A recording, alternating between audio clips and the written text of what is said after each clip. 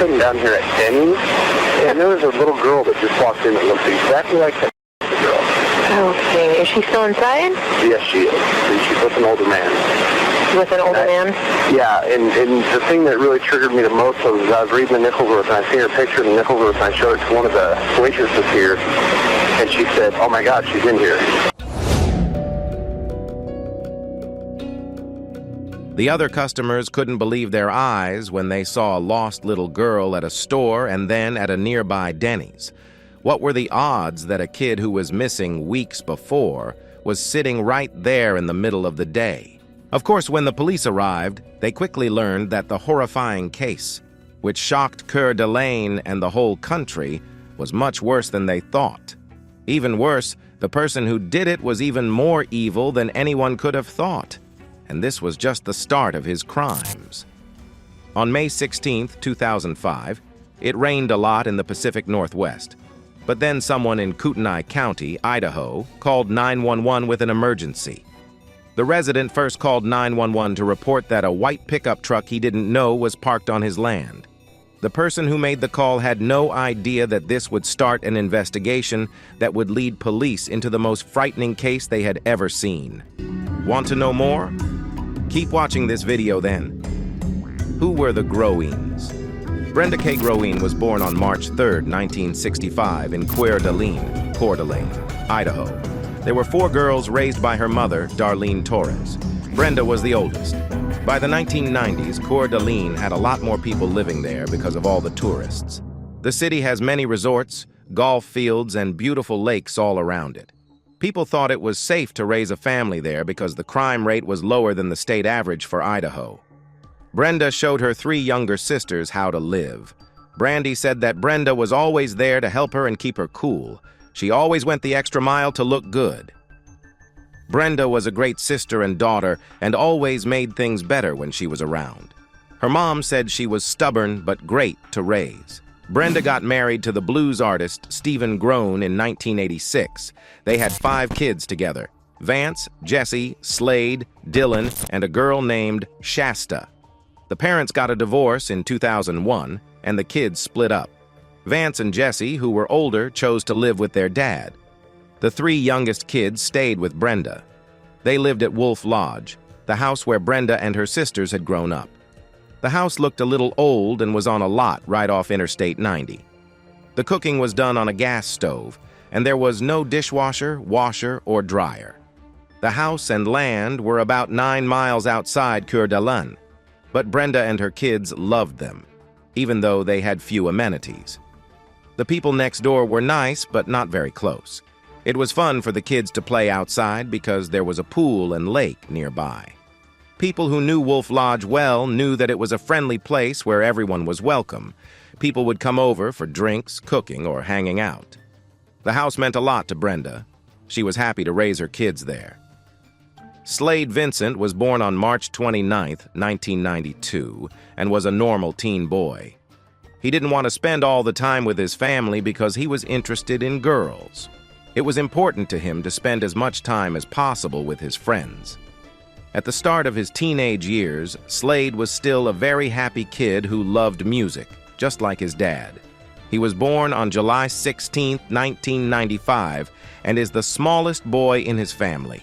He was shy at first, but he let loose once he got to know you. What a sweet little boy.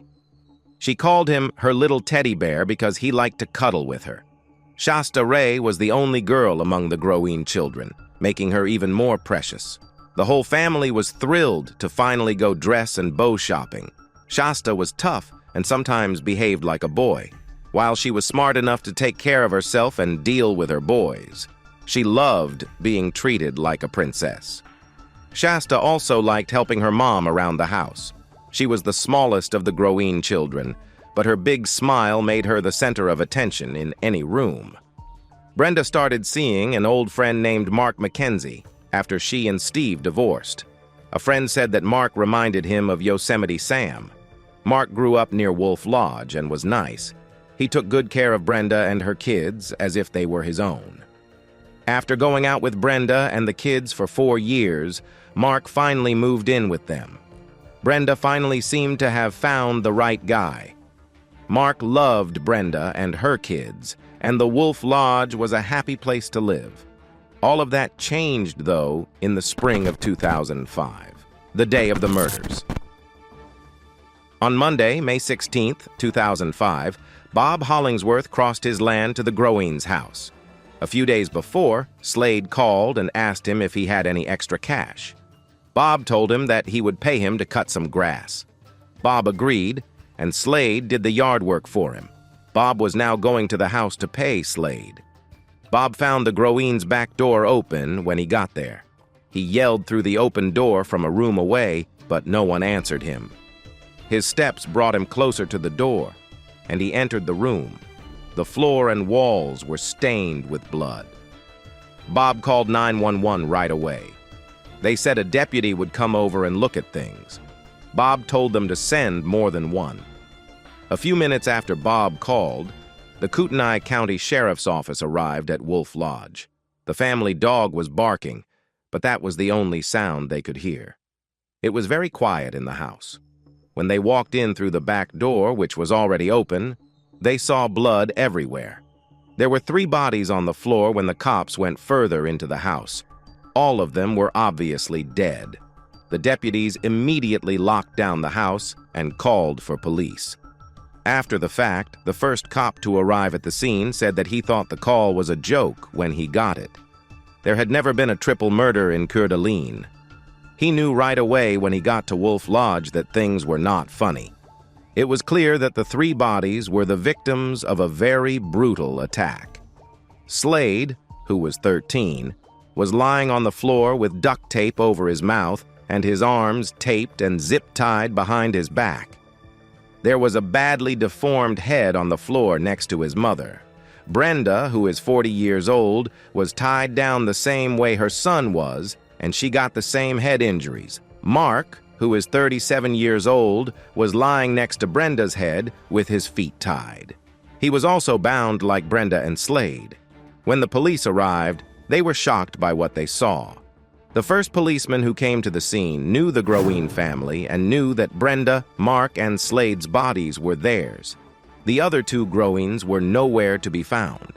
The house was searched by police, but Dylan, 9, and Shasta, 8, were not to be found. When police searched the house, they were shocked to find what they called a small arsenal. Brenda and Mark's guns were all there, and it didn't look like any were missing. Crime scene investigators knew that guns were often taken during thefts, so it was odd that none had been taken. It looked like they weren't dealing with a theft. It was too much for the Coeur d'Alene Police Department and the Kootenai County Sheriff's Department to handle. 3 people had been killed, and 2 children were missing. They called the FBI and the Idaho State Police right away. Discovery and arrest. On May 19th, the owner of a sporting goods shop in Bonners Ferry, Idaho, told the police that a man was looking for directions to Libby, Montana. The man was driving a white van with Washington license plates and had 2 children with him who looked like Dylan and Shasta. All the roads running from Bonners Ferry to Libby were looked over, but the van was not found. Meanwhile, investigators talked about the killing's possible causes.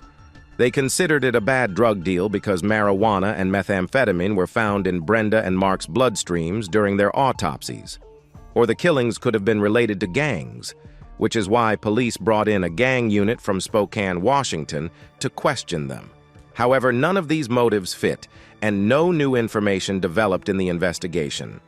Then, around 1:30 p.m., 2 young guys smoking cigarettes outside were seen in Coeur d'Alene's Denny's on July 2nd, 48 days after the case started.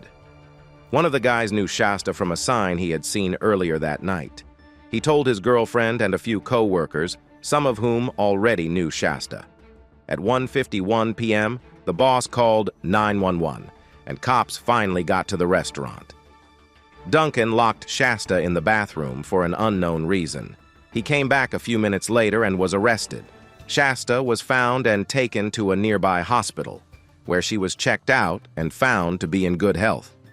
But Dylan couldn't be found in the diner or in Duncan's red Jeep Cherokee, which was being driven at the time of the arrest.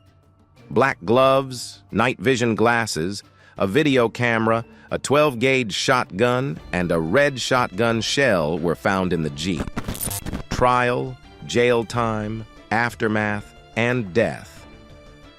Using information Shasta gave them, the police found the campsite in Montana where Duncan was holding her and Dylan. 2 days after Shasta was saved, it was very sad news that Dylan's body was found off a remote Forest Service road in the Bitterroot Mountains. An autopsy showed that he had been shot and then burned. The police also found Duncan's blog, which suggested that he may have killed more people. Because of this, the FBI and agents in at least 5 states started to figure out when Duncan traveled and connect that to any unsolved child rapes or killings. Duncan went to court for the first time on July 13th and was charged with 3 counts of first-degree murder and 2 counts of first-degree kidnapping. These charges were related to the deaths of Brenda Groen, Slade Groen, and Mark McKenzie. Kootenai County officials were also going to charge him with kidnapping Shasta and Dylan, but they had to wait until the federal court heard the case because it was illegal to move children across state lines for sexual exploitation.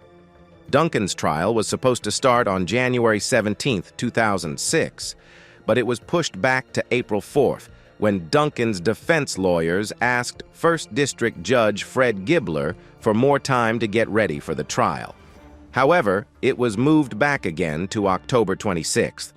When it finally did happen, Duncan worked out a deal and pleaded guilty to all charges against him. As part of his deal with Idaho authorities, he had to help Kootenai County detectives with the murder and kidnapping parts of the case. Also, he agreed that his guilty pleas could not be taken back.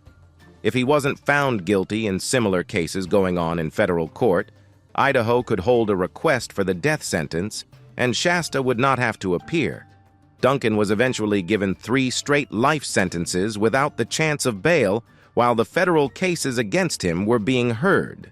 A federal grand jury in Coeur d'Alene charged Duncan with 10 counts of kidnapping, kidnapping resulting in death, aggravated sexual abuse of a minor, and sexual exploitation of a child resulting in death on January 18, 2007.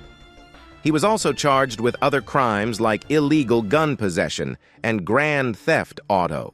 On December 3, 2007, Duncan pleaded guilty to all charges. Duncan fired his lawyers on April 14, 2008, and offered to handle his case. This led to an evaluation being done to see how competent he was and, therefore, how well he could promote himself. The evaluation found that he was competent enough to do so. After deliberating for a few hours, the jury recommended the death penalty on August 27th. The judge then gave Duncan 3 death sentences for kidnapping resulting in death, sexual exploitation of a child resulting in death, and use of a firearm in a violent crime resulting in death, all of which were related to Dylan's death. He was given 3 more life terms in a row on November 3rd for kidnapping Shasta and sexually abusing her and Dylan. In July 2011, the Ninth Circuit Court of Appeals overturned the district court's decision to let Duncan defend himself without first hearing whether he was qualified to do so. The case was sent back for a hearing. The district court hadn't set a competency hearing as of May 18, 2012, when he was back in jail. The charges against Duncan in federal court were announced on January 18, 2007, the same day that he was charged in Riverside County with the murder of Anthony Martinez. Investigators confirmed that Duncan also killed Anthony after finding a DNA match in a partial thumbprint on duct tape near his body. However, Duncan's federal hearing went ahead, even though Riverside County officials made several attempts to extradite him to California, including a request by Arnold Schwarzenegger, who was governor of California at the time. In the end, on January 24, 2009, 5 months after being given a death sentence by a federal court, he was sent back to California. Duncan admitted to killing Martinez on March 15, 2011, and was given 2 life terms in a row on April 5, 2011. Because the punishment was part of a plea deal, he did not have the chance of release or the right to appeal. Duncan could have gotten a second death sentence for Anthony's murder on top of the ones he already had in federal court. But Riverside County District Attorney Paul Zellerbach said that the life sentence was appropriate because he talked to the Martinez family and heard that they wanted closure and that the federal system will kill him long before the state of California would have seriously considered it. When Anthony's mother learned that Duncan had only served 14 years of the 20-year prison sentence he was given in 1980 for the crimes that led to the Growing Mackenzie murders, she was very angry. She asked, "How do you get out for good behavior? Someone like that can't be rehabilitated. I don't care what psychologists say." Duncan was being held at the United States Penitentiary Terre Haute in Indiana. He died on March 28, 2021, of brain cancer. He was 58 years old. There was no change to his federal death sentence at the time of his death. Modus operandi, according to Shasta Groween, Duncan threatened the Groween family with a 12-gauge pistol and restrained Brenda Groween, Mark Mackenzie, and Slade Groween with nylon zip ties. He then killed them all with a Fat Max claw hammer. He also kidnapped, raped, and abused Shasta and Dylan Groween. He killed Dylan by shooting him and then setting his body on fire after the act. True TV Crime Library says that he abused Dylan by hanging him until he passed out and then waking him up.